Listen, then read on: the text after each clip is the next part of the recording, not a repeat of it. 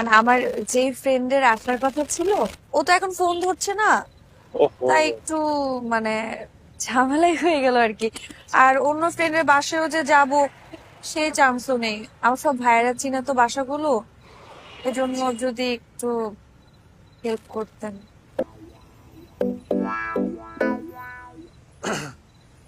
বলেন, আমি আপনাকে কি হেল্প করতে পারি? না মানে এখন তো অনেক রাত হয়ে যাচ্ছে, আর এভাবে রাস্তায় তো থাকা সম্ভব না। যদি একটু রাতে থাকার কোনো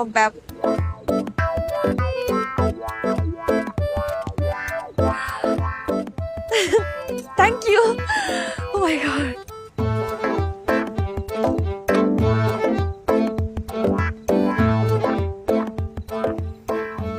দোস্ত, হ্যালো, পাত্রী পেয়ে গেছি।